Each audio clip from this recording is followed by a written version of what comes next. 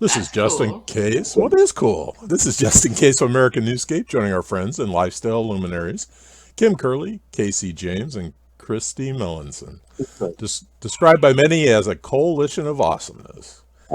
These luminaries are here today to talk about When Heaven Touches Earth, an inspiration to say the least. Greetings, ladies. Welcome to America Newscape. Hi. Peace and love, Peace. Justin, from the Thank, luminary. thank you. That's It's right, not. Justin. I don't know how you walk through life being a luminary. I mean, that has to be a responsibility that I have never obtained or understood. But all three of you are indeed luminaries in my mind.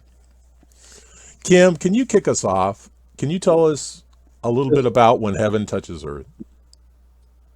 So I met these two women because we're a part of a book called When Heaven Touches Earth, and we each have chapters in this book about situations that occurred to us in life that have given us direction and meaning. And so we did a couple of book signings and just bonded and enjoyed each other's company. We are uh, I haven't seen them, and it's sad because they're amazing women. So today's a great day. And when I was doing interviews with you, Justin, I said, "Hey, do I have an idea for you? I have some ladies you need to meet." I don't know why I'm all of a sudden Jewish, but yeah, it happens. Oi, oi, yeah. Boy, Oy it's vey. your umbrella drink. Yeah. I need a little more. It's collagen because I'm at that age. You're sipping wine. I need skin. So I'm gonna drink my collagen with some hair pills. That's how bad it's gotten at 60. So it's That's what happens. That's what Well, happens. we'll talk. Oh, well, ladies, Kim speaks so highly of all of you that what a responsibility to live up to. yeah. Hey, can we go around the table and talk about what parts of the book touched you the most? And maybe we should let's start with Casey. Okay, what did you ask, Justin? What part of the book, what parts of the book touched you most? Oh my goodness. I would say it's really the entire book because each chapter is each author's journey into their piece of heaven touching earth. Me personally, I can't say that there was I mean, ours, present company, I loved each of these stories, but the premise of the book was just to show people in general how we may miss pieces of heaven, that we could experience right here in this time, and how these stories, each one of them, gives us, just a little bit of information to make us consider, has that happened before? Are these things, and you start to re-examine all, things in your life and people you have lost, or experiences you've had with death or passing on, or loss. And so for me, I would say all of the stories are great. And the best part of the whole book with me was meeting these people. Kim, Christie, and there's other authors that we got to do book signings with. Kathy wasn't able to be here tonight, but that we really had a great time being together and bonding over like situations. Well, let me throw this to Christy. Christy, is this book, is it going to show me the path that there's blessings around every corner? I just need to wake up and pay attention. I think that it does. And in addition to that, the book really shares story about people being at their most vulnerable and how there are still elements of the divine that can come into play. Even though you've been through suffering, you've been through hard times, there's a ray of sunshine.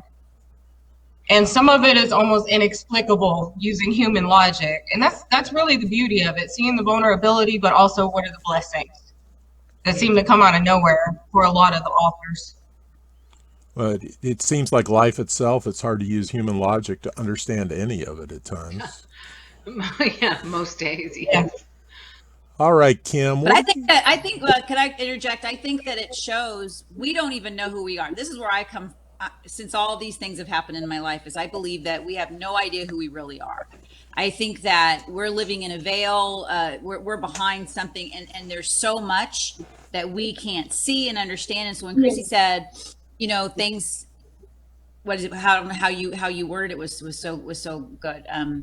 But I think we're on the, we all have the ability to be aware and to have these experiences, and to continue to grow. You probably could, if you could live this way, if you could walk and talk to God in the garden. We need to get back to that, and naked. I think that's important. That's an important part of it, to be naked. I'm not gonna have in the garden. Not today. I need to at least wear a sweater. I love throwing that in. We fell from the garden. We had to put clothes on. We're trying to get back to the garden where we're illuminated and living naked. That's the way it needs to go. From my favorite movie teachers, where you need to be naked, you need to walk down the halls naked to grasp what it's all about. So. Well, Kim, now that you've interjected, and what parts of the book touched you the most, other than being naked? Well, yeah, I don't remember that part, but I agree with Casey. I really, really enjoyed the whole book, because every single person that wrote, like the all the different chapters are so different. And have Kathy's chapter where it's about her animal. I'm not going to give it away. I want Kathy to come on and explain sometime. And then Casey's with the loss of her daughter and what happened there. And then Christie with, oh my gosh, Dr. Christie needs to talk a little bit, because this lady's she's pretty interesting. So we'll get to that, amazing. But it's all, it was so eclectic. Yeah, it was so eclectic. All the different ways that people have experienced the divine and the healing things that happened, So I would say, hopefully, if anybody's interested to see this and they go and buy the book, it's still on Amazon. Yeah. It's there, right, ladies? It's there. I checked. So. Well, they have a couple left in stock. Yeah, probably. We're going to provide links to Amazon to actually purchase the book. Yay. Okay. And the other thing to tell my audience, and my audience understands me, we do a we do a debrief after all these interviews, and the ladies have promised to explain to me what these big words that they're using actually mean.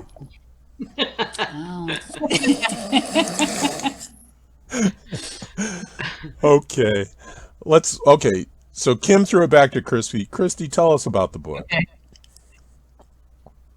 So, the book talks about real life experiences, right, that we've all had in our own way, where we've interpreted that the hand of something beyond human has touched our lives.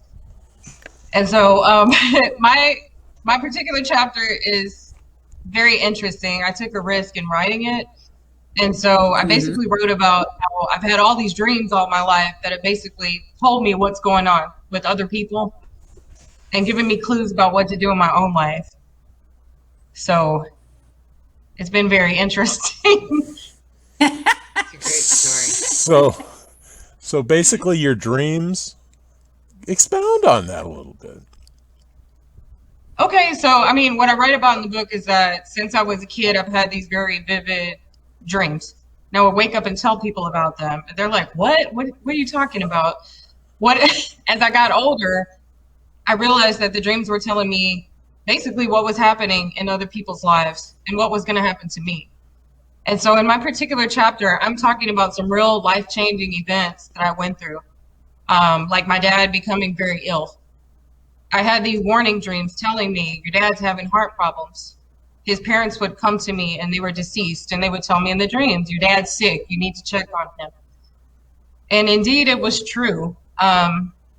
And my dad was a very proud man. He's not one person who would come up and say, hey, I'm sick. He was a Vietnam vet. He was very independent.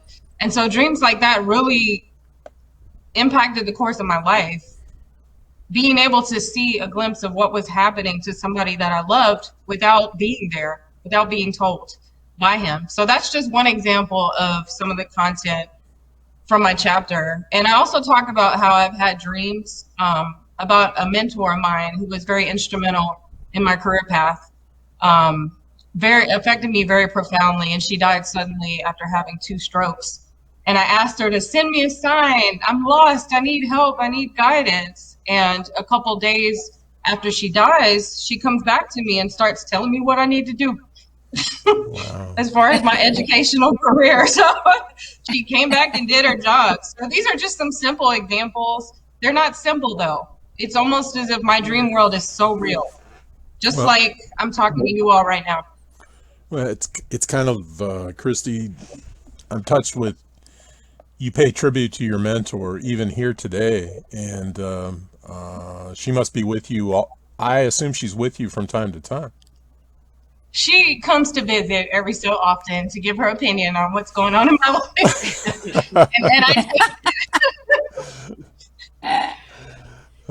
yeah. Okay. So I went on a cruise 2 years ago. My daughter has dreams. My daughter is she's a dreamer, and I think about Christie, but she's a dreamer, and I've had dreams too, but hers are more like Christie's. And so she had gone jogging, and she calls me up in the morning. She goes, "Mom, I have to tell you this dream. I really don't know why. I'm dreaming about cruises and that you need to go on a cruise, but Grandpa came to me, said you need to go on this cruise, and we're on the ship suddenly, and he's talking about cruise." I said, "I'm gonna tell you why, because last night I had the cruise all ready to buy. How you have the little finger on the thing to push buy? I didn't push buy. I was going to take my sister, and my sister and I have kind of been, we haven't been super, super close over the years, and I was thinking, well, I'm going to have to pay for her to go, and I don't really know if I want to. And I get a call with my dad pretty much saying, "Take your sister on a cruise." Take your sister on a cruise already. I know. I mean, other people, I'm saying if you're open to this kind of stuff, things like that happen, right? My daughter went with her feeling, and she said, "I don't know. I feel I need to tell you. I went jogging, and I can't get this dream out of my head." And so I said, "I'm going to tell you why. I have to go on this cruise." So we went on the cruise, and about 9 other of our friends from high school and the neighborhood we grew up in ended up coming along, and she had a great time, and I don't think she would have ever done that. And there's a reason why she needed to be on that cruise, and I needed to give it to her. So, yeah, take her on the cruise. Okay, I'll spend the $3,000. So now I didn't want to. So now you're much closer to your sister, I assume. We can assume certain things happen. I don't know why. Next question, please. Well, no. God gives you friends to make up for your family, Justin. I'll just interject that years and years ago, we took all of our top salespeople on a houseboat on Lake Powell, and we thought this would be a wonderful reward, and it could be like a bonding experience. And of course, they brought their spouses, and by the end of the 3 days and 3 nights cramped on a houseboat, most of the married couples were about ready to kill each other, and it seemed like everybody was yelling at one another. But that's just my experience. And if I'd been like Christie, I might have had a dream. Don't go on the houseboat. No, your dream would have said go on a bigger boat so you can get away from each other. And to think, I promised to keep my mouth shut primarily. Okay. Yeah, it was going to be hard for you, Justin. I know. Casey, bring us back to the book a little bit here. Okay, well, Kim had said something about, I forget how you worded it, Kim, but something about people, I don't remember exactly what you said, but it reminded me that the book also, each of these stories, and when we have been in book signings, people get, when they hear the story, this happens to everybody. You said, Kim, that when we're open to it, it happens to us even if we're not open to it. But being open to it allows us to see it. So this book, I think the experiences I've had in every one of the book signings that we've done, somebody has been touched to the point where they didn't want to say a story that had happened to them, but hearing us tell the things, and when they're there with us, being able to talk to us and say, "Oh gosh, this happened to me," it allows the freedom for them to tell these stories that otherwise, because sometimes people are met with negative how do I say? A lot of people aren't open to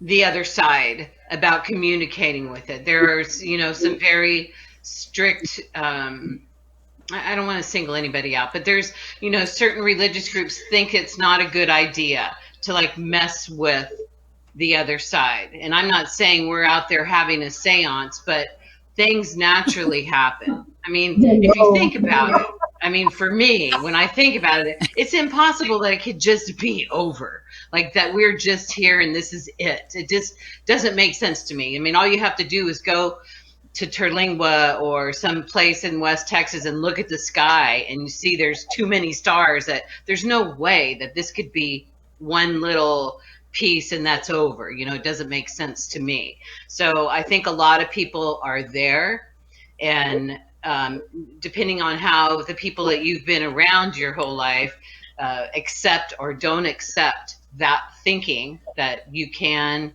get messages from the other side, not nefariously or not anything negative, just that we're gifted, go on the cruise, or we're gifted, Christie's gifted from somebody mentoring her now, that's been across. So I think the book allows people to think beyond what they normally would have, and even frees somebody to be able to say, oh, hey, that happened to me, or now that I'm thinking about it, you know what I'm saying? Like I think it's a beautiful gift to people if they allow it to be.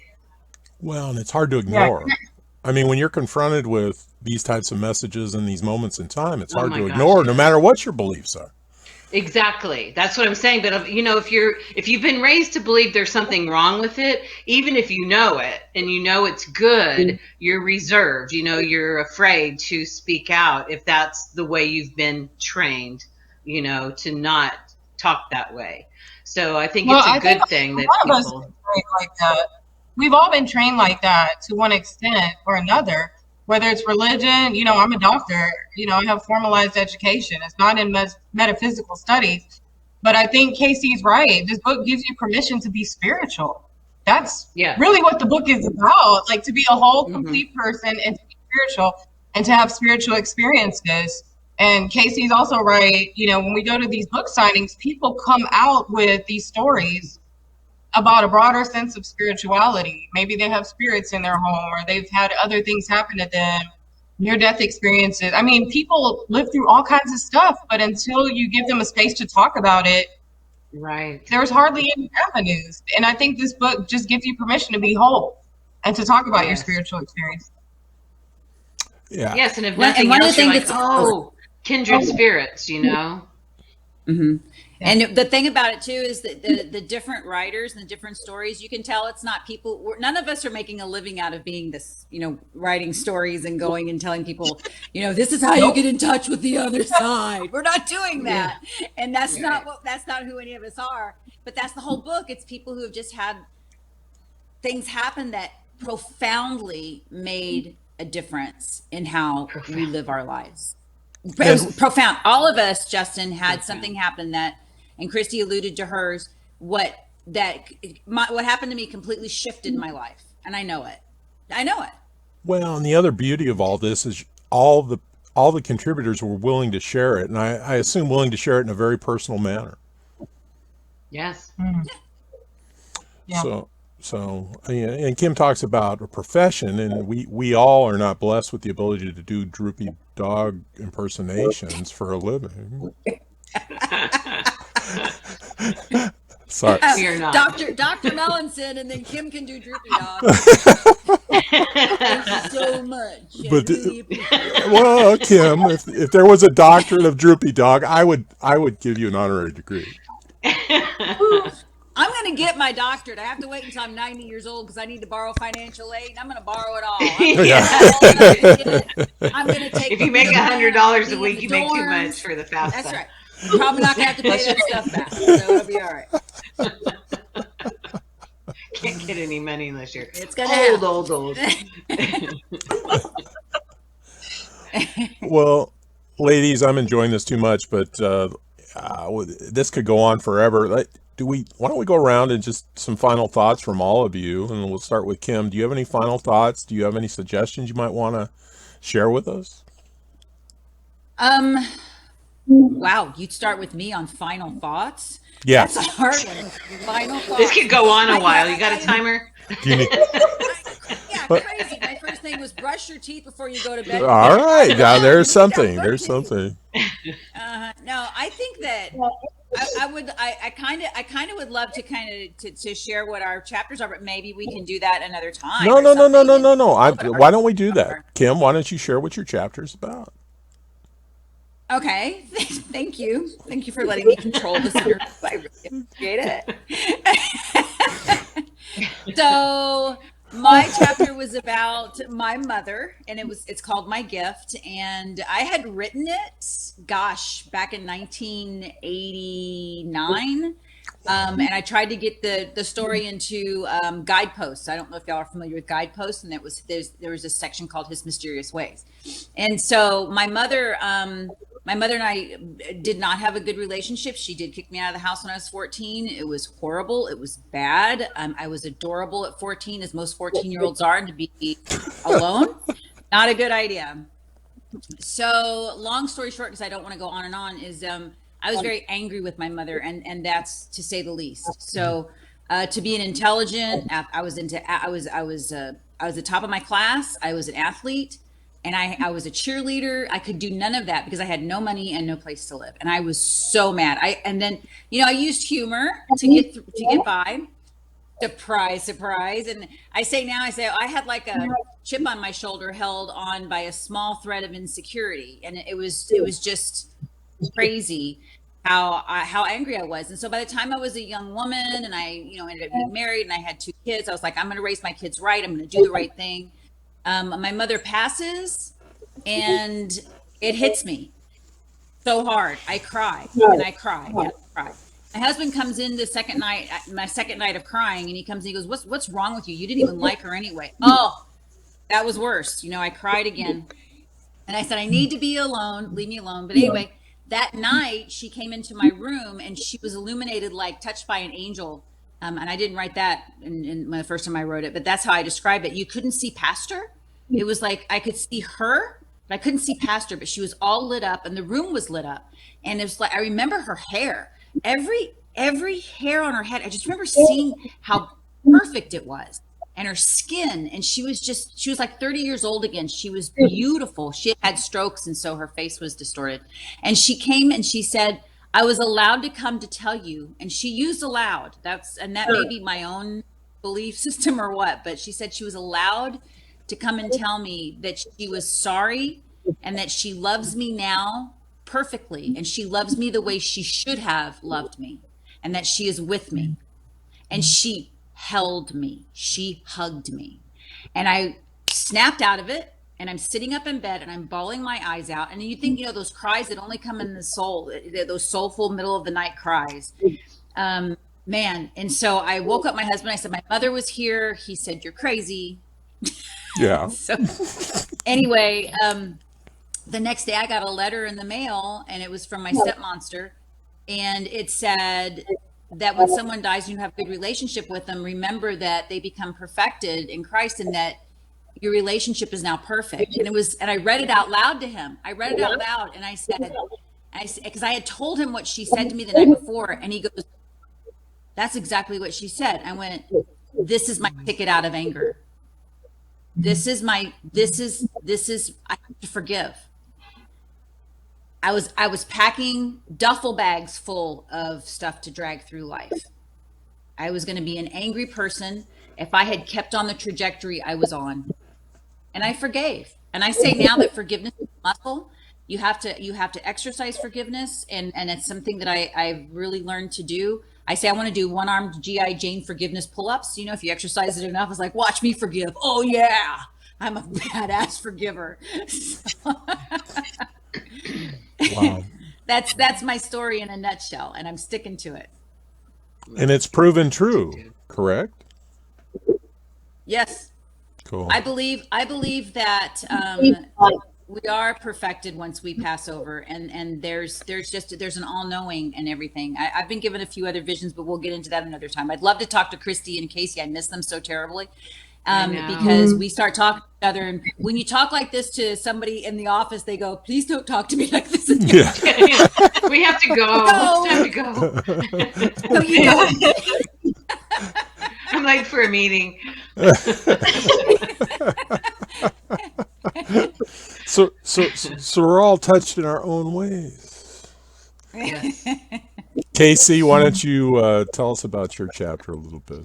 Well, my chapter was specifically about the loss of my daughter. It's a very long story, but the short version of it is she was, there was a couple of years when she was growing up that I would have sold her if anybody would have bought her, but it wasn't going to happen. It was a no return policy and nobody would go for it. But there was a couple of very, very challenging years.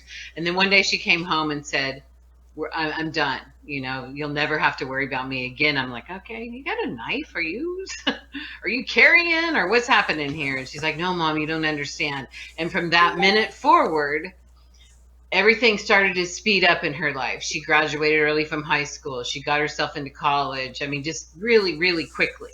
So she was going to college, and then she met Sam, my precious son-in-law, and they wanted to get married, and all this stuff just started happening. I'm like, slow down. And every step of the way, and this is over just like a year, maybe a year and a half. She kept saying, Mom, you don't understand. You'll see one day, you'll understand. And I just kept saying, I understand this. You are in college. You have a great career at a law firm. You are doing well. Date Sam as long as you want. You are not getting married. So finally one day she came home. They're going to get married. They're going to have a baby. I'm like, oh, no.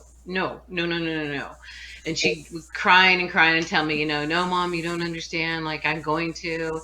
So long story short, we had a wedding, and they got married. And then she died in a car accident a month and a half later, and pregnant with our first grandchild. And so that sounds like a horrible story. It was the worst night of my life for sure, or one of them. I don't even want to say that anymore because it can always be worse. But immediately that night, I was gifted these rememberings about what she had told me. Mom, you don't understand. You're going to see one day. It's all okay. Okay, why are you in such a hurry, Jess? I can't explain it, Mom. You're just going to see. You'll see. You'll understand one day. All of these things, I went, oh my goodness. And then I remembered the accident was on a Tuesday. I had gone with my husband at the time. We'd gone to Vegas for his work. We went every year. And, it was a big weekend, lots of parties and a lot of, dinners and very, over the top stuff. And we'd come home from that event on Sunday, and we were at the airport in San Antonio. And I said, well, let's call the kids, meaning my daughter and her husband, and see if they're in San Antonio. They lived in Kerrville. And he's like, no, let's just go home. As we've been out and we got to work tomorrow. I said, I just ignored him, just dialed the kids. They were in San Antonio. I called my mother. She was at home. I called my son. He was at home. My mom picked him up, called my in-laws, called everybody, her best friend. And we all met at her favorite restaurant. And we had dinner together on Sunday night, everybody she loved. And the accident was on Tuesday. So I said, wow. How amazing is that I listened to that thing that said to do, call her, ignoring my husband, just saying, no, we're going to just carry on with this. So when I saw that in my mind, and then that night I had some other experiences, the first night that she died, that were just beyond anything that anybody could have ever told me could happen, or what I'm saying? There was no way, if somebody would have told me 10 hours prior to that these things were gifts, that they were going to happen, that I would have seen it. But I saw it then. Like that night, I saw it, I knew it. And so it changed everything for me. And it was very difficult. And that's just the beginning of what started to happen. Many, many, many wonderful things happened after that. And how I ended up in the book was, another piece of that, but it just made me realize, like we said, whoever said it earlier, Christie or Kim, we don't even know who we are. We don't even know, we don't know this much of the ability we have as humans and then as just divine beings. And so my daughter's death was the greatest gift I ever received. And it's hard for people to hear me say that, but it's so true, because I never would have seen what I saw. I never would have felt, I wouldn't have known all these wonderful things that had happened leading up to it. I had a career at a company for 18 years. A year before that car accident, I had, almost a year to the day, I had this overwhelming feeling to ask for a leave of absence. I did. They granted it. I was pretty high in the company. And so it was a big deal. And I came back and somebody else was in my desk.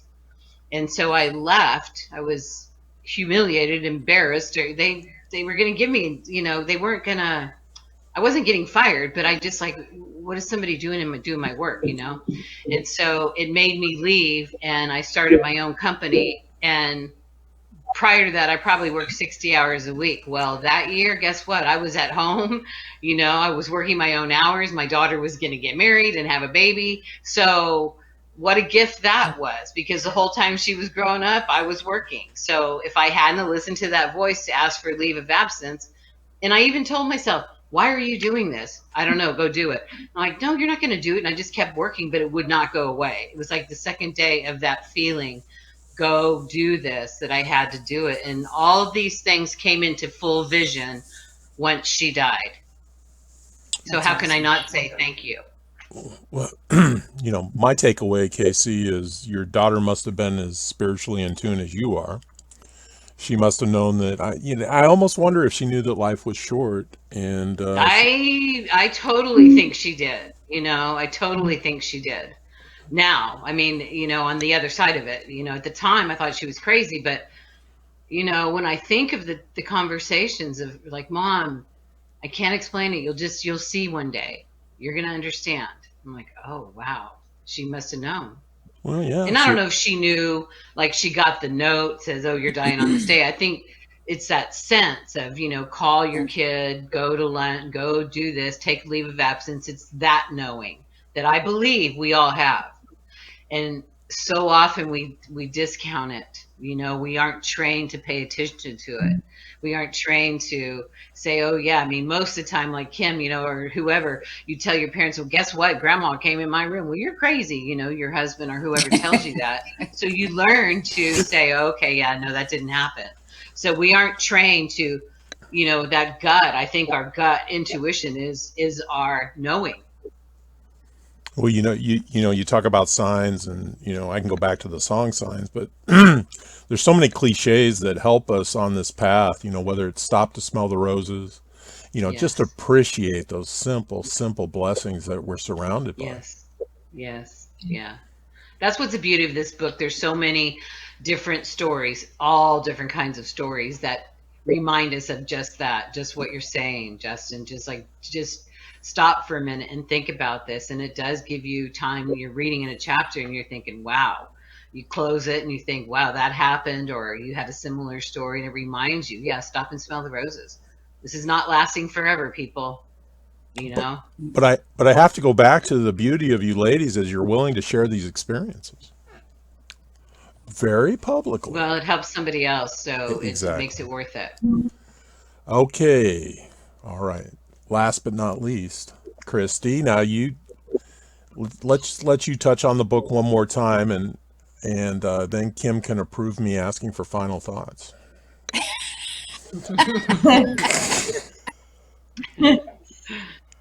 Okay. So touching on the book, I spoke a little bit about what my chapter was about, but to summarize it, I'm just talking about very important dreams that I've had throughout my lifespan that have guided me in what I should do. And much like Casey, the dreams might not have made any sense to anybody except me.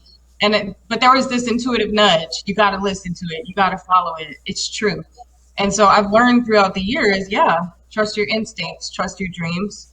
And so it's paid off very well for me. And I'm going to compare my experience a little bit to Casey's along those lines. It's really helped me a lot, especially in the past 5 months. My dad died about 5 months ago, and as he was preparing for death, it became really obvious to us that, he's not doing so well. But he basically told me, based on a dream he had, that he knew he was going to die. And he said, they told me I could die now. And I said, what? No, you can't die. You have to stay here with me. And he was referring to my grandparents who preceded him in death. And so it was just really interesting the way that the whole process unfolded, because he was sharing his dreams with me about how he saw fire on this floor and then it was covered with water, and he was no longer afraid to die. He had a sense of peace. Wow. And he was very accurate, because the next day he started the death process and he died very quickly within a day and a half. And during that process, I was with him, but I left to go home and take a nap. Guess what happened? I dreamed about it. So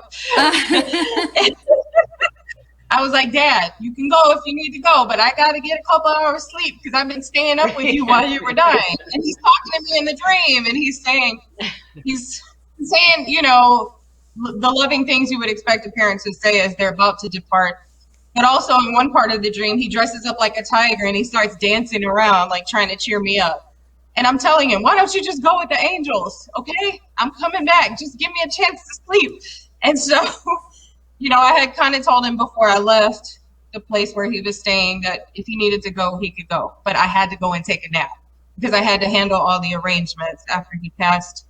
And so I missed him by about 15 minutes. But I didn't feel sad. I wasn't despairing. Naturally, I was crying because that's what you do when somebody passes. But I was comforted by those dreams. He was still communicating with me when I got my 2-hour nap in before he passed. So that's how powerful these dreams are. I don't doubt them at all. If I have a dream and it tells me to do something, I'm going to go out and do it. I have that much trust in these dreams. So. How cool is that? How cool is that? All right, Kim, any final thoughts? I was thinking about my final thoughts, and I thought very hard. Yeah. If this was my last final thought, I would say this: we need to get out of our way, stop judging ourselves, love ourselves, and then love flows to others. And that love is a part of everything that we're talking about. And love is the universe. When we talk about God is love, love is the universe. We just all love each other. That's all I want to say, Justin. I was feeling very philosophical. I could have done it in droopy dog voice, but I just think that would have taken away. No. And that's very, very powerful. And that's a beautiful closing thought. And I feel sorry for any of us that have to follow her. What have you got for us, Casey? Oh, gosh. I don't know if I could follow that with anything else. I mean, I believe it's true. I mean, love is, period. Love is. And that's right. The sooner we get there, will we all ever get there at the same time? I doubt it. Is it possible? Yes. Is it probable? Probably not. But it's beyond tolerance. It is love. And if we could take care of each other in that spirit and allow people to be who they are in that spirit, we would be much better off. Well, yes. And love is a beautiful place to be. Mm-hmm. Yes. Okay, Christie. Dr. Christie. Dr. All right. So what I'm about to say is not so doctorly, but I would say, I mean, what the book is telling us and what I've learned through life is trust your instincts, follow your vibes. You can't go wrong. It's not a matter of logic. It's not a matter of common sense. It's just a matter of being who you're meant to be in your totality. Just listen to your vibes and your instincts, and you'll get to where you need to go in life. Well, that's a beautiful thought from all of you. Well, it's that time. This has been Justin Case, Kim Kerley, Casey James, and Dr. Christie Melonson, sharing a glimpse into When Heaven Touches Earth. Thanks for joining us. Additional information and links are provided in the videos. Read more. Please be sure to subscribe to this channel and get your copy of the book.